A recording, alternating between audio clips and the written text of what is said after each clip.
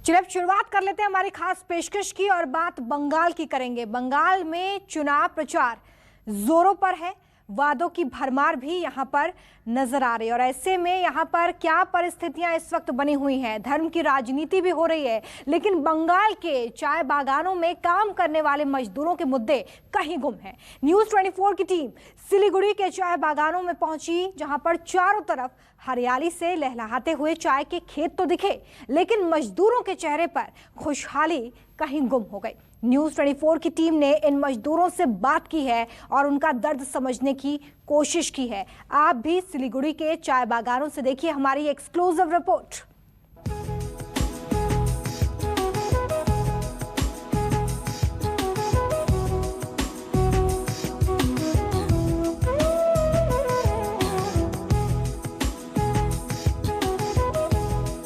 बहुत दिक्कत हुआ खाने के लिए, बच्चा लोग का सब कपड़ा उपड़ा सबका दिक्कत हुआ। हम लोग का फटा टूटा घर है, 10-15 आदमी रहते हैं। उम्मीद तो हम लोगों को बहुत कुछ था, लेकिन हर जगह पे हम लोग हर अप्लाई भी किया, लेकिन कुछ भी अभी तक तो सुविधा कुछ भी नहीं मिला है यहाँ पर। चारों तरफ हरियाली और खूबसूरत नजारा। ये चाय के हरे भरे बागान हैं, जो चाय आपको सुबह सुबह स्फूर्ति से भर देती है, तरोताजा कर देती है। ये वही चाय है।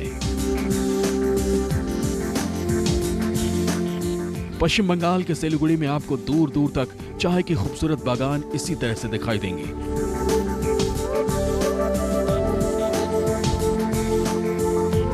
लेकिन चाय पत्तियों की इस हरियाली को देखकर ये समझने की भूल मत करिएगा कि यहाँ काम करने वाले मजदूरों की जिंदगी भी इन पत्तियों की तरह ही खुशहाल होगी।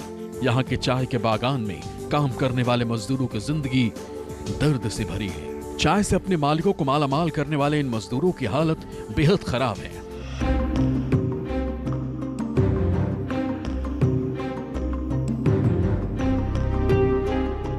महंगाई के इस दौर में इनकी मजदूरी इतनी कम है कि उससे इनकी बाकी जरूरतें तो दूर, बुनियादी जरूरतें भी पूरी नहीं हो पा रही। नॉर्थ बंगाल में 3 चीजें वाणिज्य के हिसाब से रीढ़ की हड्डी मानी जाती है: टी, टूरिज्म और टिम्बर। जानकार यह भी बताते हैं कि अब टिम्बर की गिनती लगभग ना के बराबर है, लेकिन अभी भी टी और टूरिज्म बहुत महत्वपूर्ण भूमिका निभाते हैं। सिलीगुड़ी से कुछ ही किलोमीटर की दूरी पे माटीगारा के बेगुनबाड़ी चाय बागान में हम इस वक्त मौजूद हैं और ये चाय की हरी हरी पत्तियां अब निकलनी शुरू हुई है। वहीं दूसरी तरफ देख सकते हैं कि एक बार कटिंग हो चुकी है और अब नई पत्तियां इसमें आ रही हैं। जल्द इसे भी इसका काम शुरू हो जाएगा। लेकिन इस बीच में महंगे से महंगे बिकने वाली चाय को बनाने वाले वर्कर्स, उन्हें तैयार करने वाले लेबर्स की ज़िंदगी आज भी चिंताजनक है, अफसोसजनक है। क्या कहते हैं लेबर्स, सुनते हैं उनसे। बागान में काम करने से कितना हाजिरा मिलता है, पहले ये बताइए। बताई देगी। 202 रुपया। 202 रुपये। पहले 175 था, तो अभी वो बढ़ गया। और क्या क्या आप लोग की दिक्कतें हैं? नहीं है दिक्कत तो। अभी विधानसभा चुनाव आने वाला है, मुख्यमंत्री से आप खुश हैं कि आपको नरेंद्र मोदी चाहिए? अभी तो सब नरेंद्र मोदी को चाहते हैं। नरेंद्र मोदी क्यों चाहिए उनको? आपको प्रधानमंत्री की कौन सी बात सबसे अच्छी लगती है?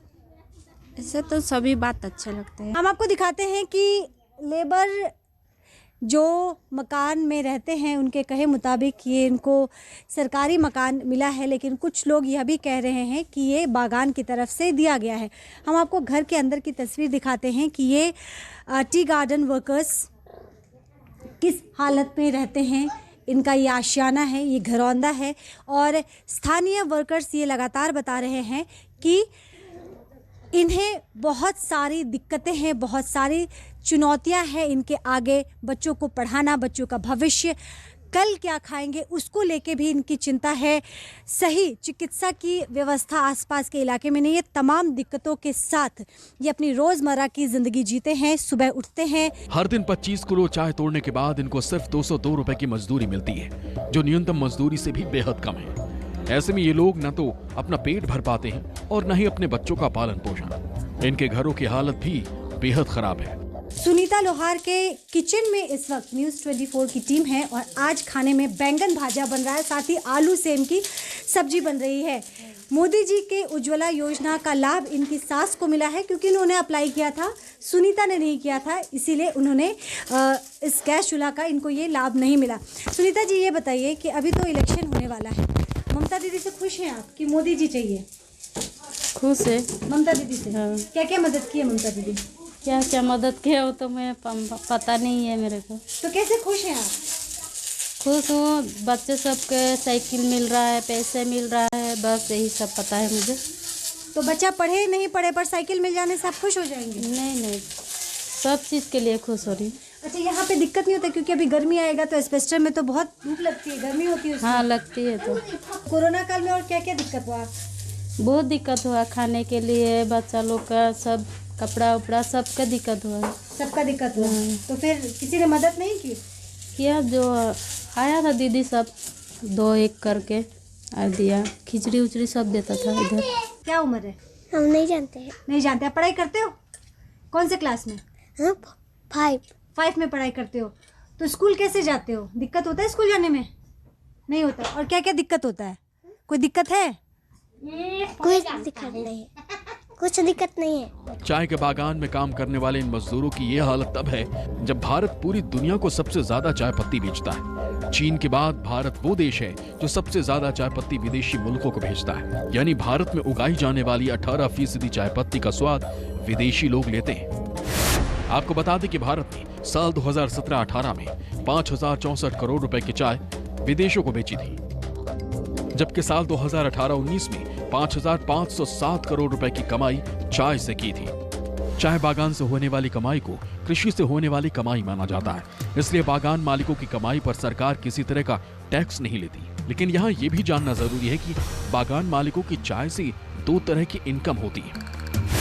पहले, चाय पत्ती को सीधे बाजार में नीलामी करके बेच दिया जाता है। दूसरा, फैक्ट्री से प्रोसेस्ड चाय पत्ती बाजार में बेची जाती है। चाय को सीधे बाजार में बेचने से होने वाली कमाई टैक्स फ्री होती है, जबकि प्रोसेस्ड चाय बेचने पर बागान मालिकों की कुल कमाई पर 40% पर टैक्स लगता है। लेकिन ये बड़े बड़े आंकड़े और करोड़ों के उद्योग की बात तब ठीक लगती है जब इन बागानों में काम करने वाले मजदूरों की हालत चाय की कमाई से बढ़ते ग्राफ के साथ सुधरती हुई दिखती है। बेगनबाड़ी के चाय बागान इलाके में ये जो मकान है वहाँ पे ये श्रमिक काम करते हैं। इनकी बहुत सारी दिक्कतें हैं, बहुत सारी समस्याएं हैं। इन दिक्कतों और समस्याओं से ये प्रत्येक दिन लड़ते हैं, प्रत्येक दिन जूझते हैं, लेकिन इनकी दिक्कतों में खड़ा रहने वाला कोई नहीं है। क्या दिक्कतें हैं? हम लोगों को तो बहुत चीज़ का असुविधा है। जैसे कि अभी फिलहाल हर जगह पे सबका बीपीएल कार्ड है, राशन पाते हैं, हम लोगों का वो चीज़ नहीं है। आप लोग का बीपीएल कार्ड? बीपीएल कार्ड हम लोगों को बागान में बोला जाता है कि हर बागान वाला कारीगर को बीपीएल होना चाहिए, लेकिन यहाँ पे किसी का भी बीपीएल नहीं है। हम लोगों को जो बागान थ्रू से राशन मिलता था, राशन भी बंद हो गया। और यहाँ पे हम लोगों का पानी का भी असुविधा है। ये सीजन में पानी सूख जाता है कुआं में, और आस पड़ोस में 2 ही कुआं लगा हुआ है। वो बागान की तरफ से लगाया? बागान का तरफ से लगाया गया है। यहाँ पे पानी के लिए भी बहुत ये किया, रिक्वेस्ट किया, हर जगह हर लेबर सब जाके अंचल में प्रधान को भी बोला या पंचायत को भी बोला, कुछ भी यहाँ पे सुविधा नहीं मिला पानी का। और कुआं का पानी सूख जाता, कपड़ा धोने में पूरा गंदा पानी निकलता, उसमें ही कपड़ा धो के चलते हैं। तो यहाँ पे इस बस्ती में अपना कितना परिवार होगा? परिवार तो यहाँ बहुत ही होगा। कितना ठो घर होगा? शायद 30-35 घर होगा, लेकिन 2 ठो कुआं में गुजारा नहीं चलता। एक घर में कम से कम 8-9 परिवार है, चलेगा? 8-9 परिवार का कपड़ा भी तो ज़्यादा। तो आपको क्या लगता है मोदी जी जब आएंगे तो कुछ बदलाव आएगा कि ममता दीदी ही सब संभाल लेंगी? हमको तो लगता है कि मोदी जी के आने से ही हम लोगों का बहुत ये हुआ।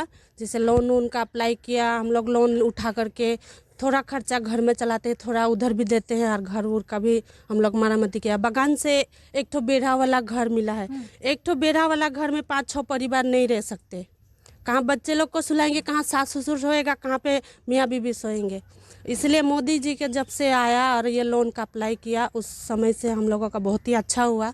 मोदी जी आने से ही अच्छा होगा। तो देखिए, बहुत सारी चीज़ें मोदी जी ने की है। दिल्ली में बैठ के उनका यही कहना है कि मोदी जी जब बंगाल में आ जाएंगे तो और बहुत सारी इनकी जो सुविधाएं हैं वो बढ़ जाएंगी। बंगाल में चुनाव है, इसलिए चाय पत्ती बागानों में काम करने वाले इन मजदूरों पर सियासत भी खूब हो रही है। पिछले दिनों असम दौरे पर खुद प्रधानमंत्री मोदी ने चाय को लेकर विरोधियों पर निशाना साधा था। हर किसी को जवाब देना पड़ेगा जिन्होंने हिंदुस्तान की चाय को बदनाम करने का बीड़ा उठाया है, और उनके लिए यहां जो चुप बैठे हैं, ये सभी राजनीतिक दलों को हर चाय बागान जवाब मांगेगा। हिंदुस्तान की चाय पीने वाला हर इंसान जवाब मांगेगा। भारत में चाय के 1585 बड़े बागान हैं। ये सभी बागान बंगाल, असम और तमिलनाडु में चाय के कुल कारोबार में 52% हिस्सेदारी इन बड़े चाय बागानों की है, जबकि 48% हिस्सेदारी साधारण किसानों की मानी जाती है। बात करें बंगाल की तो यहाँ करीब 450 चाय के बागान हैं, जिनमें से कई सारे बागान पर ताले लगे हैं। चाय के बागान से करीब 12 लाख मजदूरों का परिवार चलता है, और इन्हीं चाय मजदूरों की हालत सुधारने के लिए केंद्र की मोदी सरकार ने बजट में 1000 करोड़ रुपए का प्रावधान किया है। एक तरफ मोदी सरकार बजट आवंटन कर अपनी पीठ थपथपा रही है, तो वहीं टीएमसी पर इन मजदूरों की अनदेखी के आरोप भी लगा रही है। मोदी साहब की नाकामयाबी है, एक भी चाय बागान केंद्रीय सरकार के मदद से नहीं खुल पाई है। राज्य सरकार ने काफ़ी सारे कदम उठाए और काफ़ी सारी चाय बागानें खुली हैं। चाय बगाने के श्रमिकों को हर बार लोग उपयोग करते हैं, पर उनकी स्थिति में सुधार नहीं होता है। 2014 के लोकसभा में भी आप देखिए, हमने चाय बगान के लोगों के लिए बात कही।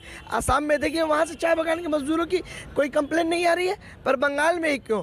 क्योंकि बंगाल में तोषण और शोषण की राजनीति चलती है। चाय की फसल मार्च से मई के बीच तैयार होती है, और जब चाय पत्तियों को जमा करने का काम चल रहा होगा, तब बंगाल में नई सरकार के लिए वोट भी पड़ रहे होंगे।